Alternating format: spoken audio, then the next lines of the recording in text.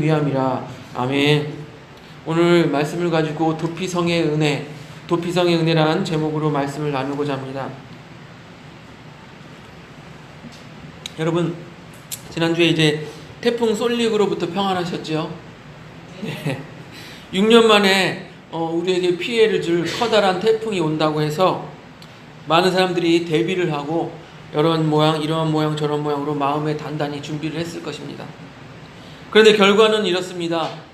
우리가 TV와 뉴스를 통해서 본 것처럼 제주도 지방엔 좀 피해를 입었는데, 많은 피해를 입었는데요.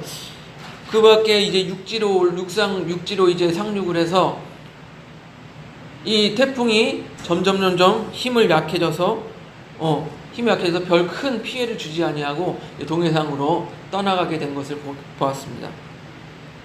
그래서 우리는 기상청의 예보를 믿지 못하겠다 이렇게 말할 수도 있겠지만,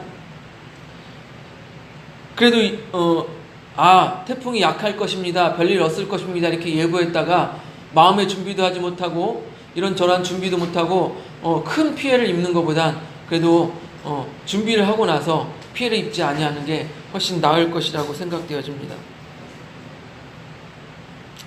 이렇게 기상청의 실수를 좋게 해석하면 충분히 좋게 해석할 수도 있죠. 이것을 사람으로 이렇게 넘어와서는요, 심리학적으로 이렇게 말하면 자기방어라고 말합니다. 자기방어 기제. 그 중에서 이렇게 피해를 안 봤으니까 더 잘된 것 아니냐 이렇게 말하는 것을 이제 합리화, 자기방어 기제 중에 합리화라고 말합니다. 자기방어란요, 사람이 인생을 살다가 자신이 감당할 수 없는 육체적, 정신적 고통을 당하게 되면 그것을 잊기 위해서, 그것을 벗어나기 위해서 도피적인 정신적 행동을 말합니다. 쉽게 우리가 드라마 같은 것을 보시면은 이제 엄청나게 큰 충격을 받거나 이런 사건을 당하게 되면 주인공이 어떻게 돼요? 기억상실증에 걸려요. 그 충격당한 부분만 기억상실증에 걸려요. 그래서 기억하지 못하는 것이죠. 이것을 이제 자기방어 기제 중에 단기 기억상실, 기억상실이라고 합니다. 이렇게 사람들도요, 자기가 감당할 수 없는 일을 당했을 때 무언가 그것으로부터 도피하려는 성향을 보인다는 거예요. 도망가려고 하는 성향을 보이는 거예요. 그래서 자기방어 기제 중에 이런 것도 있어요. 퇴행. 다 큰 어른이 그 충격적인 일들을 감당하지 못하겠다, 빚을 감당하지 못하겠다, 하여튼 감당하지 못하겠다 싶으면 퇴행해서 어린아이처럼 구는 거예요. 똥 아무데나 싸고 오줌 싸고 그러면서 말도 어린아이처럼 하고. 그러니까 자기가 감당할 수 없을 때 정신적으로 이렇게 도피해버리는 거예요. 피해버리는 거예요. 오늘 본문을 통해서 우리는 이렇게 사람이 실수했을 때 피할 수 있는 도피성을 마련해 주신 하나님의 명령과 하나님의 은혜에 대해서 함께 나누고자 합니다.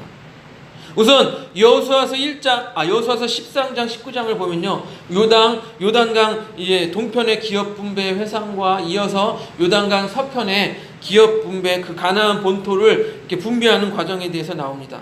그리고 오늘 20장에서 도피성에 대해서 말하고 있는 것이고, 우리 본문 3절을 같이 한번 다시 읽어볼까요?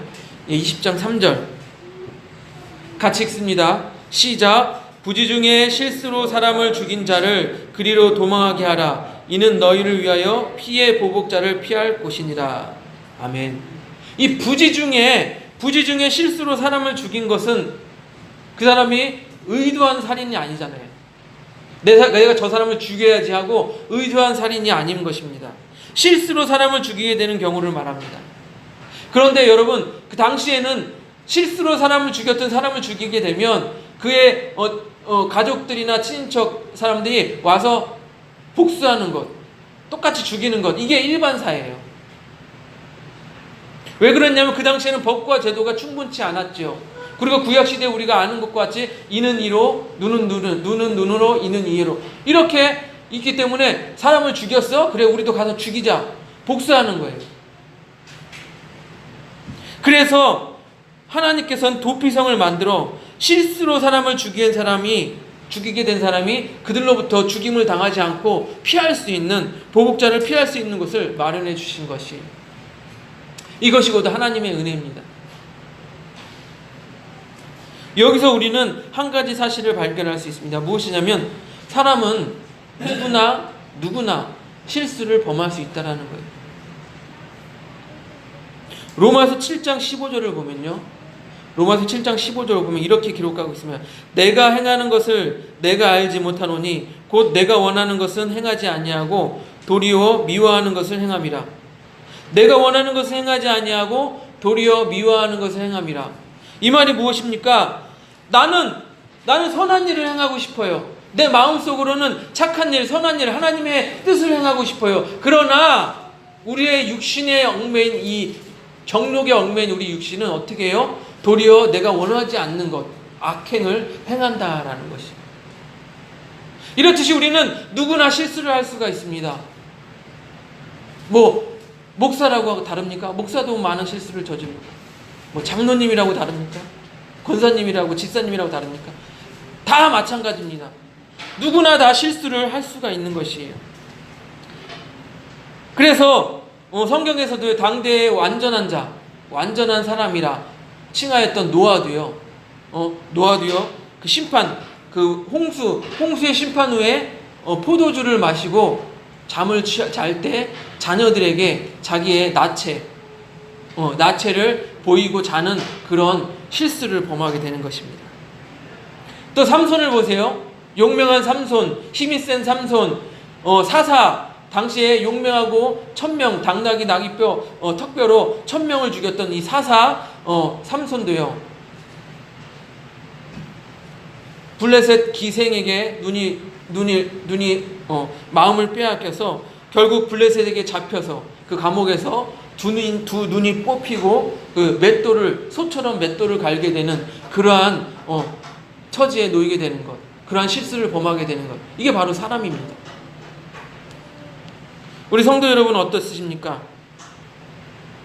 우리도 자기의 의지와는 다르게 다른 방향으로 나아간 적이 없습니까?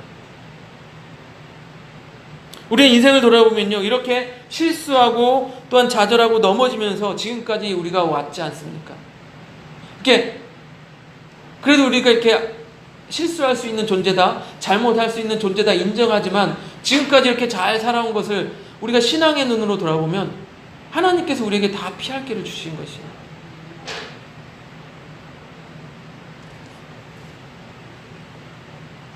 이렇게 실수의 가능성이 많은 우리가 자신의 힘과 자신의 능력을 의지하는 것만큼 어리석은 것은 없습니다.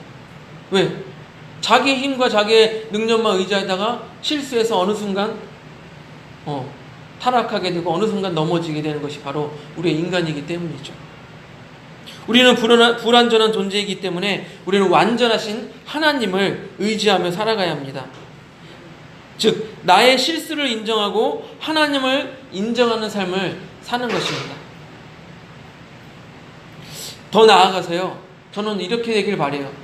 특별히 부모가 자녀에게 자기의 실수, 자기의 잘못을 인정하고 용서를 구할 수 있어야 된다고 봐요. 또한 남편이 아내에게 자기의 잘못을 인정하고 자기의 실수를 용서를 빌을 수 있어야 돼요. 또 아내도 남편에게 자기의 잘못을 인정하고 용서해 달라고 이렇게 얘기할 수 있어야 돼요. 하지만 우리 한국 사회는 어떻습니까? 아빠니까, 엄마니까 자녀에게 위에 군림하려고 하고, 남편이니까 자존심 상하니까 용서를 구하려 하지 않고, 이런 것이 우리의 모습입니다. 그래서 우리가 하나님 앞에서 자기의 실수, 자기의 잘못을 할 수 있으면 인정한다는 것은 더 나아가 우리가 믿음의 가정 안에서도 자기의 잘못, 자기의 실수를 인정할 수 있어야 되는 것입니다. 그 다음으로 도피성과 같은 하나님의 은혜를 덧입기 위해서 우리는 무엇을 해야 합니까? 바로 반드시 죄를 고백해야 된다는 것입니다. 우리 여호수아서 20장 4절을 같이 보겠습니다. 본문 4절 같이 봅니다. 4절 우리 같이 읽습니다. 시작. 이 성읍들 중에 하나에 도피하는 자는 그 성읍에 들어가는 문 어귀에 서서 그 성읍의 장로들의 귀에 자기의 사건을 말할 것이요 그들은 그를 성읍에 받아들여 한 곳을 주어 자기들 중에 거주하게 하고 문 어귀에 서서 그 성읍의 장로들의 귀에 자기의 사건을 말할 것이다 라고 말하고 있습니다. 도피하는 자는 도피성에 다다라서 그 장로들 문 앞에 있는 장로들에게 자기의 잘못을 상세하게 고백해야 되는 거예요. 숨기지 않고 고백해야 되는 것이에요. 그래야 그 도피성의 안에 가서 안전을 취하는 구원을 취하는 은혜를 맛볼 수가 있는 것입니다. 그렇지 않으면 자기가 죽였던 부지 중에 살인해서 죽였던 그 친인척이 쫓아와서 그 살인자를 죽이게 될 것입니다. 이것을 우리가 영적으로 해석하면 이렇습니다. 우리가 영적인 도피성인 예수님의 구원의 은혜를 맛보기 위해서 우리는 예수님께 나아가 어떻게 해야 돼요? 자기의 죄를 고백해야 되는 거예요. 그래야 우리가 천국으로 가는 첫 걸음을 뗄 수가 있게 되는 것입니다. 예수님께 자신의 죄를 고백하는 것, 이게 바로 천국문에 들어가는 길이 되는 것이죠. 그래서 잠언 28장 13절을 보면 이렇게 기록하고 있습니다. 자기의 죄를 숨기는 자는 형통하지 못하나 죄를 자복하고 버리는 자는 불쌍히 여김을 받으리라. 아멘. 예, 죄를 자복해야 불쌍히 여김을 받는다라고 말하고 있죠. 사랑하는 성도 여러분, 아무리 악의 없이 실수로 사람을 죽였을지라도 자신의 죄가 없다, 나는 죄가 없어, 난 실수로 그런 거야, 이렇게 그 자리에 머물러 있으면 구원을 받을 수가 없습니다. 복수자의 손에서 죽임을 당하게 될 것입니다. 또 오늘 본문에 나온 것처럼 도피성까지 열심히 도망쳐 왔어요. 그런데 성문 앞에서 장로들에게 자기의 죄를 고백하지 않아요.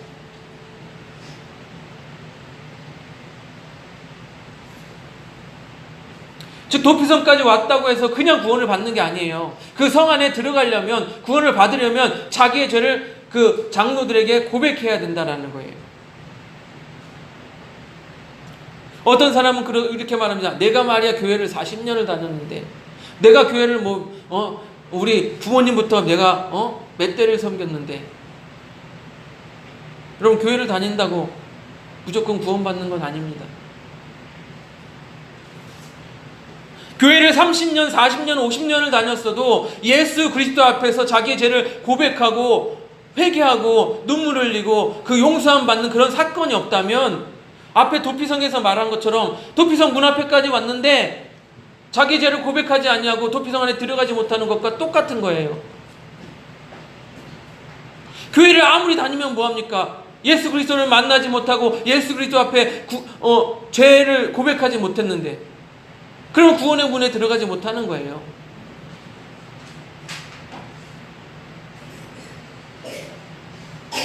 도피성에서 아무리 장로들이 문을 열어놓고 이것은 하나님이 명하신 도피성입니다, 아무리 이렇게 문을 열어놓고 해도 고백하지 않으면 소용이 없는 거예요.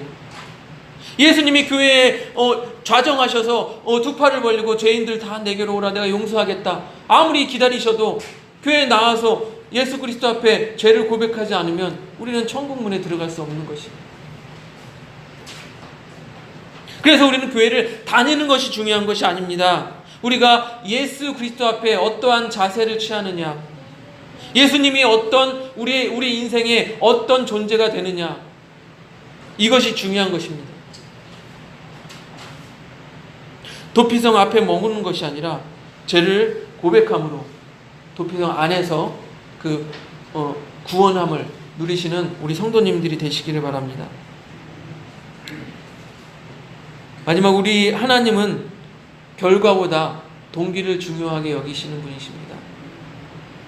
여호수아 20장 5절을 우리 같이 읽습니다. 5절, 20장 5절 우리 같이 읽습니다. 시작. 피의 보복자가 그의 뒤를 따라온다 할지라도 그들은 그 살인자를 그의 손에 내주지 말지니 이는 본래 미워함이 없이 부지 중에 그의 이웃을 죽였습니다. 아멘.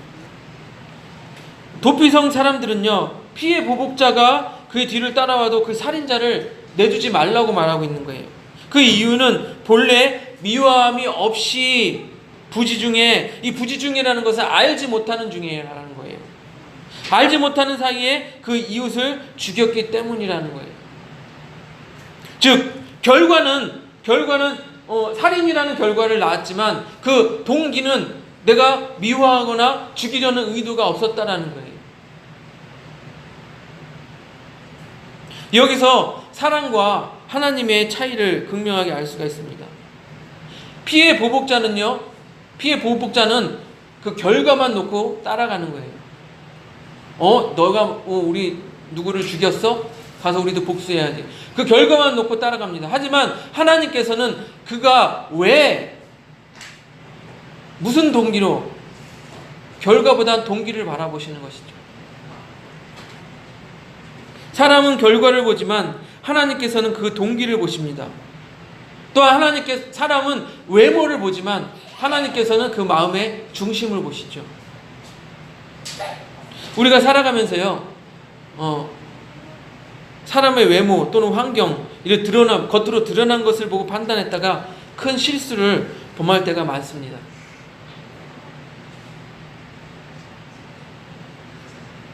예전에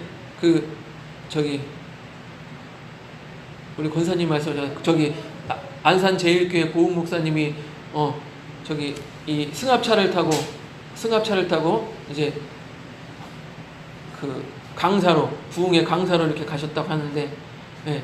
근데 그 교회가 사람들이 승합차를 타고 왔으니까 그냥 그 아는 그냥 일꾼 아저씨인가 보구나 이렇게 생각했는데, 그분이 목사님이라고 하니까 죄송합니다, 몰라봐서 죄송합니다. 이런 일들이 우리 가운데 수두룩하다라는 거예요. 외모를 보고 판단해서는 안 됩니다. 또 우리가 좋은 결과를 얻기 위해 과정의 공정성을 무시해서는 안 됩니다.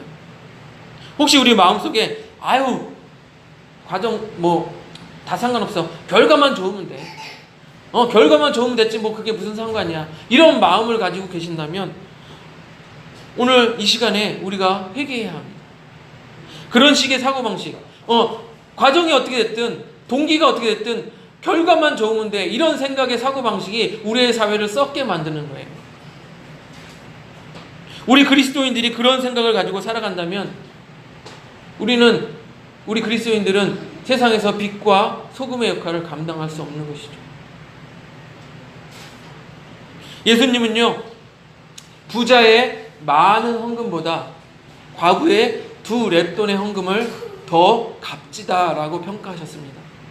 왜 그렇습니까? 그 마음의 중심을 보신 것이죠. 우리는 어떻습니까? 어찌됐든 돈만 많이 벌면 돼, 이렇게 하든 저렇게 하든. 돈만 많이 벌면 장땡이라고 생각하십니까? 아니면 교회 헌금만 많이 내면 되면 됐지, 왜 내가 하는 일에 대해서 이래저래 저래라 신경 쓰지 마세요,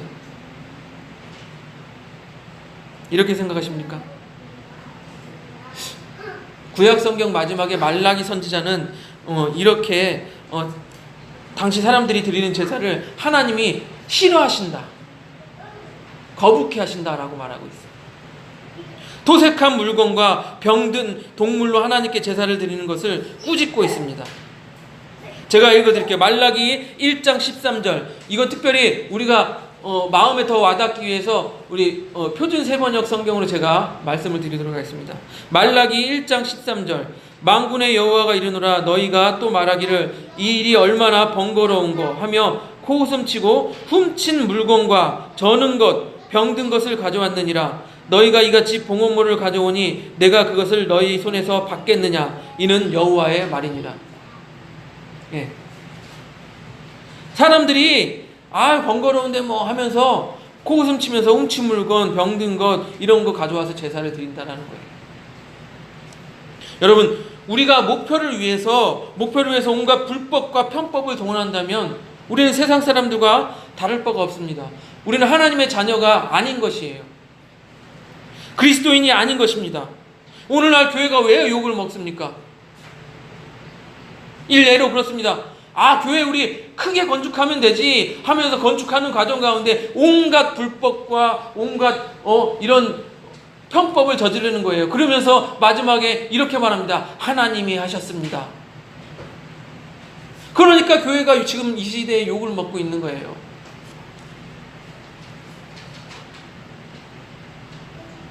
우리는 도피성을 통하여서요, 하나님의 은혜를 생각해야 됩니다.